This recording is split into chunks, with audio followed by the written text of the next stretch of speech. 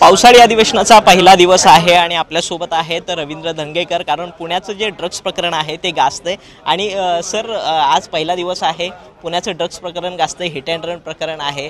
कशा पद्धतीने काय विषय मांडणार आहे, कशा पद्धतीने तुम्ही सरकारला घेरण्याचा प्रयत्न? ह्याच्यामध्ये गेली वर्षापूर्वी ललित पाटील सारख्या एका गुन्हेगाराने अंमली पदार्थ ससून रुग्णालयात विकले आणि त्यावेळेला संजीव ठाकूर हे डीन होते। तर संजीव ठाकूरला खऱ्या अर्थाने याच्यामध्ये अटक व्हायला पाहिजे होती, पण ह्या सरकारच्या म्हणण्यानुसार वागणाऱ्या संजय नाईकने अनेक गुन्हेगार त्या ठिकाणी ठेवले आणि त्याला अभय म्हणून कुठलीही कारवाई न करता त्यांना सोलापूरचं डीन म्हणून आता जॉईंट केलं। म्हणजे याचा अर्थ की अशा लोकांना सरकार पाठीशी घालतं आणि सरकारच्या आशीर्वादाखाली असे गुन्हेगार ससूनमध्ये किंवा पोलीस खात्यामध्ये वावरताना दिसतात आणि ही सरकारची चूक आहे। सरकारने खरं तर संजीव ठाकूरांना ह्याच्यामध्ये अटकच करायला पाहिजे, पण त्यांना बढती दिली। म्हणजे याचा अर्थ की सरकार दुर्लक्ष करते। आज पब संस्कृती असेल, कार अपघात असेल, ह्या सगळ्यामध्ये एका केसमध्ये 2-2 एफ.आय.आर फाडल्या जातात।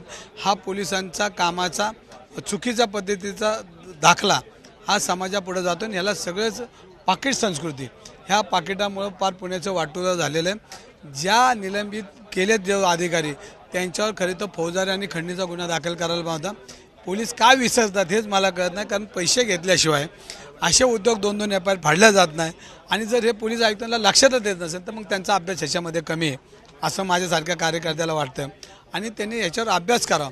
हा पोलीस अधिकारी हा चुकीचं का वागला? बरं चुकीचं वागला असेल तर मग कशामुळे वागला? तर जर अजय तावरेला जर 3 लाख रुपये तुम्ही हस्तगत केले अटक करून, तर त्या निलंबित पोलिसांना जे तपास अधिकारी होते त्यांना अटक करून खंडणीचा गुन्हा दाखल त्यांच्याही पैसे हस्तगत झाले असते। पण पोलीस स्वतःची चमडी वाचवण्यासाठी पोलिसांनी हे पद्धतीनं ही जे चुकीचं वागतात त्यामुळे पब संस्कृती वाढलेली आहे आणि या पब संस्कृतीमुळे पुण्याच्या नावाला डाग लागलेला आहे आणि हा डाग पुसण्यासाठी आम्हाला आता रस्त्यावर यावंच लागणार आहे आणि आम्ही येतोच आहे। ज्या पद्धतीने आर.आर. आबा यांनी डान्स बार जे आहेत ते बंद केले होते, त्याच पद्धतीने तुम्ही पब जे आहे ते बंद करण्याची मागणी करणार आहे? ही मी वर्षभर झाले करतोय। हे अंमली पदार्थ पुण्याच्या प्रत्येक उमऱ्या येऊन थांबलेत, प्रत्येक कुटुंबातले युवक त्याच्यामध्ये आहारी जात आहेत आणि जर सहज उपलब्ध होत असतील तर मग त्यांना आकर्षण असतं लहान मुलांना की हे काय हे घेतलं पाहिजे। तर ह्या लहान मुलं असतील, कवळी मुलं असतील, तर याच्यामध्ये पहिली गोष्ट ते हस्तगत मिळलेच नाही पाहिजे आणि हे मिळणार असेल ते पोलिसांच्या आशीर्वादाशिवाय काही येत नाहीत, याला पोलीस जबाबदार आहेत।